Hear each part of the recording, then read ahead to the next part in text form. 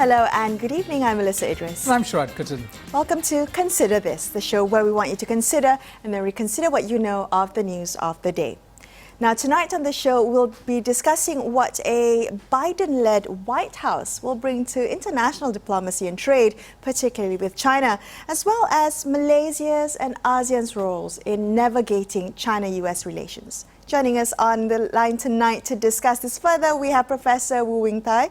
He is a research professor at Sunway University and director of the Jeffrey Sachs Center on Sustainable Development. He's also currently professor of economics at University of California, Davis, and affiliated with the Institute of Population and Labor Economics of the Chinese Academy of Social Sciences in Beijing. Welcome to the show. Thank you so much for joining us tonight, Wing Thye. Now, let's begin with news of the Trump loss, because in many capitals around the world, the Trump loss was actually greeted with some relief and a little bit of celebration, if I may. But I'm wondering, do you think this is true of Beijing? Would Beijing welcome the end of the Trump administration's approach to China-US relations and the beginning of a Biden-led White House approach? I think that Beijing certainly welcomes the end of the Trump regime, largely because he has been totally unstable in his dealing with them. So there is no guarantee that he would even honor whatever that deals are able to arrive at. So they are very relieved that at least with the new person, if they're able to make a deal, they know that he will be honored. So yes, they do not expect Biden to be an easy negotiator, but they think that at least there will be certainty over what is agreed upon. Right. Wing Thye, this is interesting. The Chinese Foreign Minister Wang Yi made a kind of hopeful remarks about a return to some sort of normality between the two superpowers. But help us understand in a much more granular sense what the Biden administration, and we understand still quite hawkish on China, and together with a kind of Washington consensus that suggests that China remains a major adversary of the U.S. How would they start to negotiate it? What would constitute this normalizing of relations? Well, first of all, you have to realize that it was only towards the end of the Obama administration that there started to be pushback towards China. If you look at previous U.S. presidents, let's say the time of Bill Clinton, they were very much in favor of free trade with China. So what has happened is that there has been a shift in the ruling coalition in the United States. Let me simplify the picture by saying that there are four groups of people that are concerned with China policy. First is big American business, especially the high finance and the high-tech companies. They are definitely pro-free trade with China, and these were the people who push for China's admission into WTO, because they see the Chinese market is so big, and they do not see their Chinese competitors as good as themselves. So that's why the American banks were at the forefront, the U.S. financial industry, the forefront for pushing membership for China to be able to join WTO. Right. But even though the WTO agreement that did come out had the condition that American banks can only come in after 5 years after China's entry. The American banks were glad to live with that because they were convinced after 5 years they'll be able to go in and do very well. Okay, so the first group Yeah. Oh, let me quickly. Sure, that's the first group one. is very free trade. Then is the trade unions, the import competing industries that are certainly protectionist. Then the third group are the geostrategic strategists like Kissinger. Kissinger believes, why should we fight with a rising power like China? The world is big enough. Together, we will bully the world together. The G2 idea is a very strong and attractive one. And the fourth group are the militarists, the people who think that a war is inevitable, and if war is inevitable, let's get on with it before China becomes too strong. Up until recently, group number 1, which is the big business, and group number 3, which are the G2 advocates, form the majority of in U.S. policy making. And so you have free trade and no Cold War. But over time, these two members of these two groups started defecting to group number 2 and number 4. Specifically, China is when China signed the WTO in 1999 with the United States, they agreed to open up the market, like, for example, open up the banks. But up to today, not a single U.S. bank has been given national treatment in China.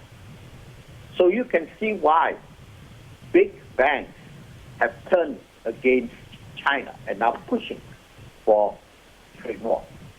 Wing Thye, if I could ask you to help us understand the other side of this relationship, is there a similar conversation happening in China? I mean, these, come perhaps behind closed doors, but are there competing views on how China should relate, not just to the US, but to the larger world on trade and geopolitical issues? Yes, there certainly is. In other words, the 4 groups that I talk about in the US, they exist in China too. Like, for example, Huawei has gotten big enough now that Huawei would like to see free trade because it thinks that it will just dominate the 5G market in most of the world. But on the other hand, there are other techno-nationalists who do not see it that way. Specifically, you can see a shift in China's geostrategic stance. The South China Sea. Look at what is stoking Malaysian-China relations. We have no quarrel on trade, but what we do have disagreement on is the Chinese activities in the South China Sea. So yes, and of course there are many different interpretations for why the Chinese are acting the way they are in the South China Sea. Part of it is, one could say, they do not want to be boxed in by the Americans. Another one is to say is that they want to establish their zone of influence. Okay. This is their version of the Monroe Doctrine. Okay, I do want to come back to looking at the Malaysian perspective, also the ASEAN perspective, but if I were to come back to continue what you were talking about in Washington with the consensus that China is now a competitor rather than a partner, I'm wondering, given the change that has happened over the years, do you see that changing under a Biden administration? Will China still be seen as a competitor rather than a partner? It depends on China's actions as much as the Biden administration looks specific. There are in terms of economics, there are 2 big disputes. The first one is that China has to honor the items it agreed to sign. I think China has no trouble honoring those, and China would be glad to do it. The second one, which is much harder to resolve, is the role of the state in economic competition. The United States promotes its own industries through a series of programs like the National Science Foundation, government promotion of scientific activities. Like, for example, look at the new that's put up. The American government just opened its wallet and dumps money on it. That is not industrial policy. Nothing is. The Chinese industrial. Right now, there are no international rules on industrial policy. So each side claims that the other side is subsidizing their industries unfairly.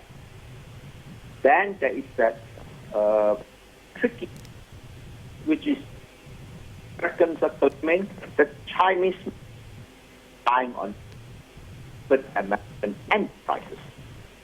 Right. If that is true, that is crossing a line in terms of using instruments of geostrategic competition in economic competition.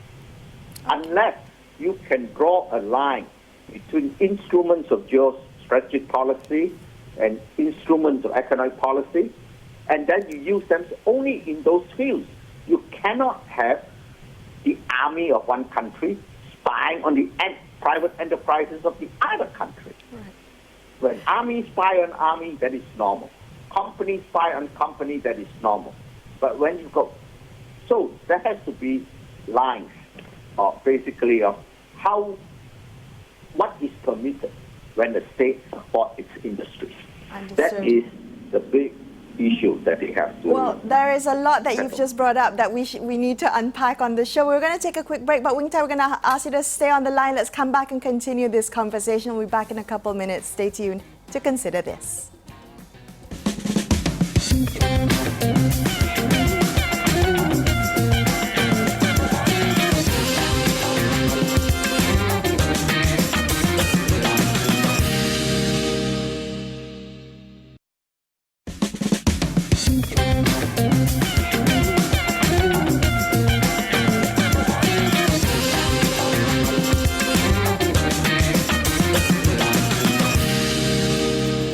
Thank you so much for staying with Sharaad and I on Consider This. Let's continue our conversation about the future of China-US relations with Professor Woo Wing Thye.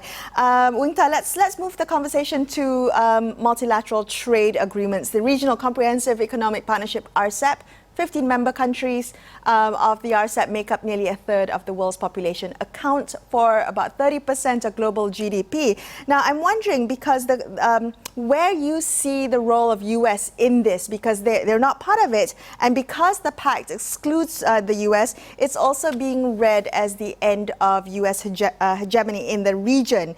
Do you see that? How do you see that in comparison to the dominant size of China within RCEP, which is something that's been pointed out by many China observers? Especially given that India is not part of RCEP, Right. it certainly makes China the undisputed chairman of the group. I think that we cannot count out the US, because the US will surely return to TPP, which has a new name now. I think CPPT is its current incarnation. I would not be surprised if the US would apply to join RCEP, just as China has said it will apply to join CPPT. So the days Trump makes big mistake was the withdrawal of the US from TPP, because when the US was it, you have two competing groups. But when Trump screwed up by pulling out of TPP, that basically killed the strategy of having two groups of two trade organizations for East Asia. Oh, So, yeah, yes. I just want to jump in there in terms of the way you said, one of the things that marked the Trump administration is a suspicion of or withdrawal from multilateral organizations. And it's created a vacuum. China has filled with maybe on climate change. China's been a champion. Interestingly enough, on global free trade, China is also a champion. But how does China square some of its international positions with its own domestic positions? As you mentioned in the first part of our discussion, China's still not opening up its domestic market, even as it champions free trade internationally. Is that going to be a contradiction that they can continue to kind of manage? When you say they don't open up, it's that they don't open up their high-tech markets. Like you could see it in eBay, Amazon, Google have been trying to get into China, and they've been blocked. And WhatsApp trying to get into China, they have been blocked because the Chinese are developing the equivalent of it.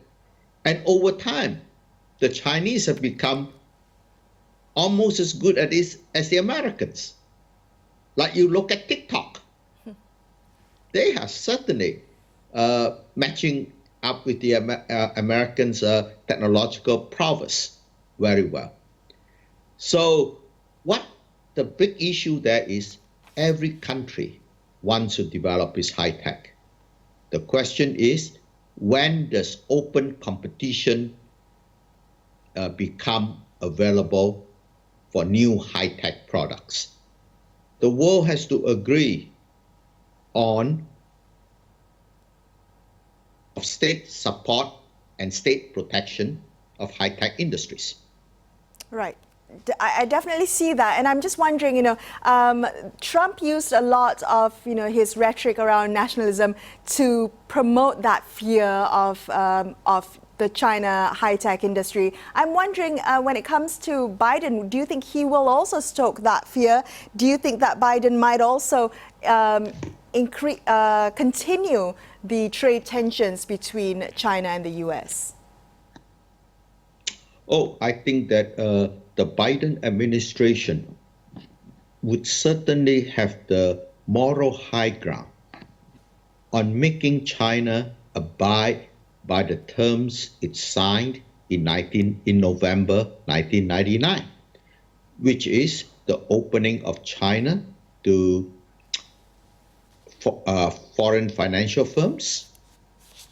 But this is something that China will surely do for its own good, because China wants the renminbi to attain the status of the US dollar, and it wants Shanghai to become a financial market that's the same status as London and New York.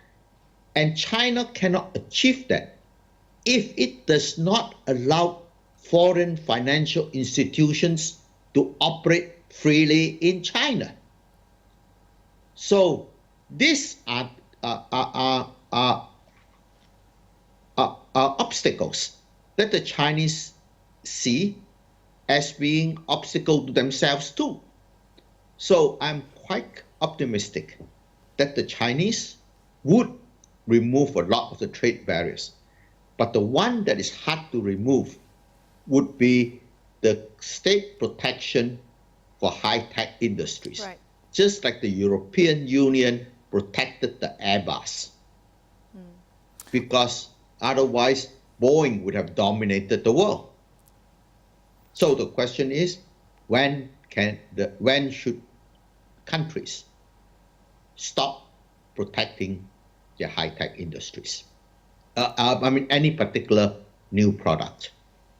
Wing Thye, what are the other areas that perhaps we'll see more difficulty in achieving some sort of consensus, rules that govern, all states, for instance. Will that be in the area of geostrategic interests? South China Sea, you mentioned, perhaps the West China Sea, much less known in these parts. At least we don't cover it as much, where Japan plays a particular role, and there's a kind of standoff there too.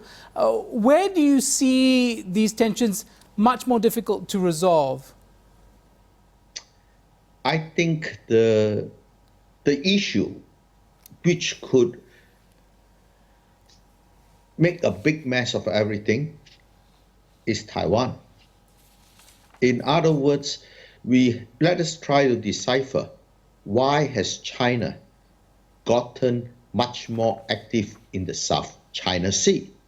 Is it because is it because of the Monroe Doctrine, or is it because that would be one way of stopping American rescue of Taiwan coming in through the Philippines or from Southeast Asia?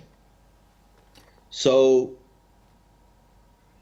there is a missing dimension that I have not figured out, and I'm very glad to hear your interpretation of if Taiwan were to ever declare independent, I think that there will be a very serious mess that would affect all of us.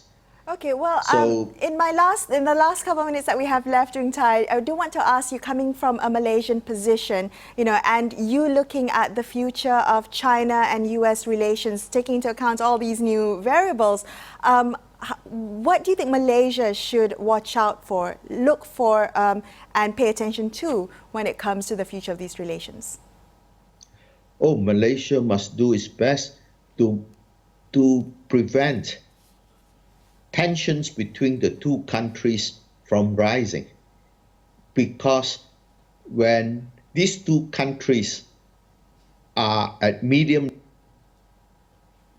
they will both come bearing gifts to Malaysia. Trade pacts with Malaysia, and you have got very good concessions from the US. But when tensions are high, they will look at us and say, if you are not with me, you are against me. And Malaysia would have no agency in its own affairs, and is forced to participate in the Cold War. So what we should really do is to be creative in promoting mechanisms to reduce tensions in the South China Sea. Right. And mechanisms that would reduce conflict Wing Thye, between the US and China. Between US China, yes. Well, thank you. Unfortunately, that's all the time we have, and I want to thank you so much for shedding some light on this issue and sharing your time and your insights with us. Thank you for your time. That's all we have for you on this episode of Consider This. I'm Melisa Idris. And I'm Sharaad Kuttan, signing off the evening. Thank you so much for watching, and good night.